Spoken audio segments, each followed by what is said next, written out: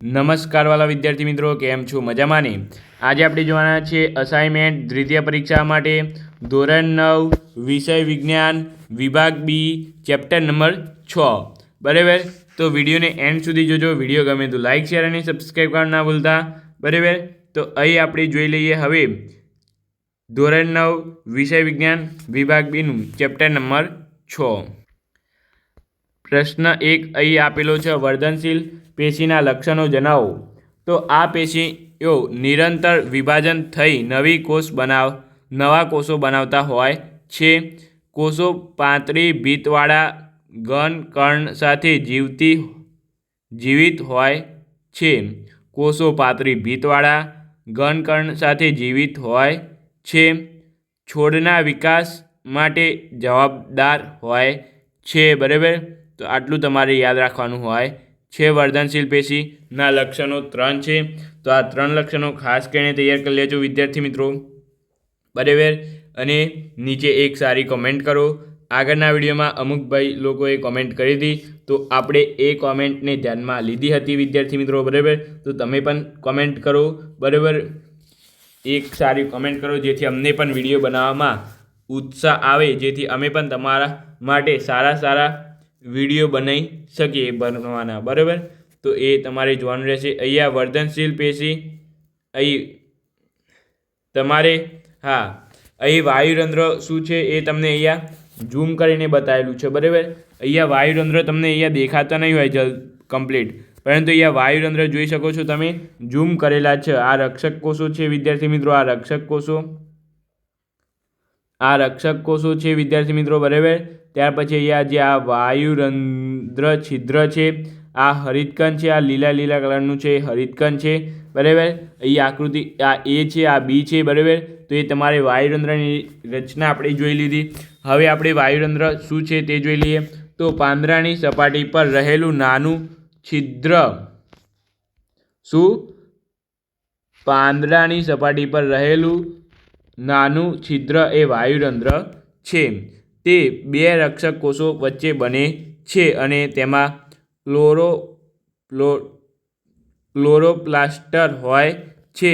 કાર્ય છે વાયુઓનું આપલે અને વાષ્પોત્સર્જન કરાવે છે. બરાબર, તો આ ખાસ કરીને જોવાનું ભૂલતા નહીં. મોસ્ટ ઇમ્પોર્ટન્ટ છે. વાયુરંધ્રની સપાટી પર રહેલું નાનું છિદ્ર એ વાયુરંધ્ર છે. તે 2 રક્ષક કોષો વચ્ચે બને છે અને તેમાં ક્લોરોપ્લાસ્ટર હોય છે. કાર્ય છે તેનું વાયુ આપલે અને બાષ્પોત્સર્જન. અહીંયા તેની રચના તમને અહીંયા આપેલી છે, તમે જોઈ શકો છો. ત્યાર પછી છે અહીંયા મૃદુતક સ્થૂલક દઢોક્તક પેશી વચ્ચેનો ભેદ તમારે અહીંયા જણાવવાનો છે. બરાબર, તો અહીં તમારે વિદ્યાર્થી મિત્રો મૃદુતક પેશી પાતળી કોષ દિવાલવાળી અને જીવિત કોષો ધરાવતી પેશી છે, જે છેડામાં સંગ્રહ, પ્રકાશસંશ્લેષણ અને પોષક તત્વોનું પરિવહનનું કાર્ય કરે છે. સ્થૂલકણ પેશીમાં કોષોની દિવાલ જાડાઈ ધરાવે છે, એટલે કે દિવાલ જાડી હોય છે. આ પેશી જીવિત, અહીંયા દિવાલ કોને એટલે અહીંયા વિદ્યાર્થી મિત્રો અહીંયા હું કહું એટલે લખી દેજો કે સ્થૂલકણ પેશીમાં કોષોની દિવાલ જાડાઈ ધરાવે છે. આ પેશી જીવિત હોવાથી છોડને લવચિકતા અને યાંત્રિકતા આધાર આપે છે. દઢોક્તક પેશી ખૂબ જ જાડા અને લિગ્નનયુક્ત કોષ દિવાલવાળી બનેલી છે અને તેની કોષો મોટાભાગે મૃત હોય છે. તેથી આ પેશીના છોડને કઠોર આધાર અને રક્ષણ પૂરું પાડે છે. ત્યાર પછી એ આઈએમપી નથી વિદ્યાર્થી મિત્રો. બરાબર, ખાસ આઈએમપી નથી, ના કરો તો પણ ચાલે. ત્યાર પછી 4 નંબર છે, છાલ કેવી રીતે રક્ષણાત્મક પેશીનું કાર્ય કરે છે. તો અહીં જોઈ લઈએ.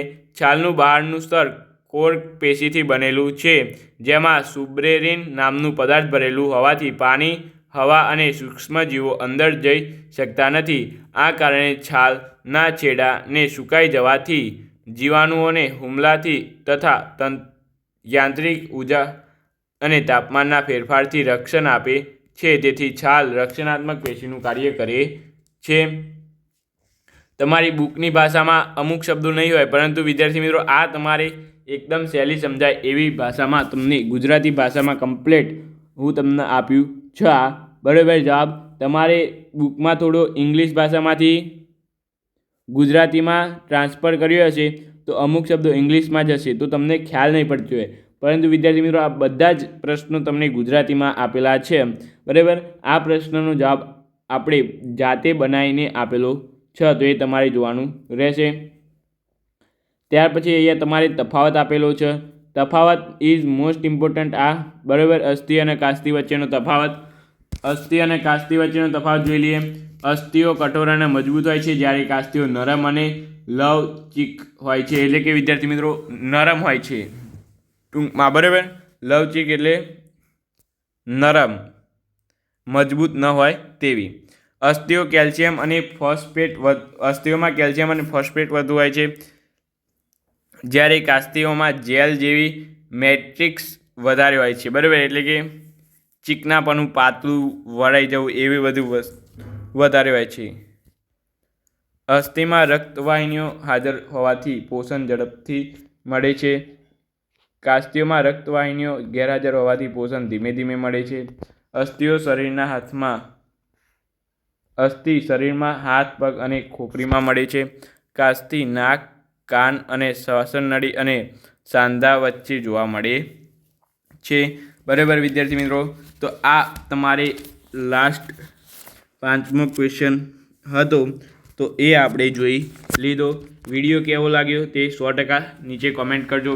સારો લાગ્યો હોય તો પણ, ખરાબ લાગ્યો હોય તો પણ, જેવો લાગ્યો હોય તેવો એક સારી કોમેન્ટ કરી દેજો. તથા વિડીયોની લાઇક, શેર અને સબસ્ક્રાઈબ કરવાનું ભૂલતા નહીં. આની PDF જોઈતી હોય તો વિદ્યાર્થી મિત્રો વિડીયોને લાઇક તો કરવાનું ભૂલતા નહીં, ચેનલને સબસ્ક્રાઈબ કરવાનું ભૂલતા નહીં, અને ખાસ કરીને આપણા વોટ્સઅપ ગ્રુપમાં જોડાઈ જાઓ. તો મળીએ નવા વિડીયો સાથે. Thank you so much. Video જોવા બદલ તમારો ખૂબ ખૂબ આભાર.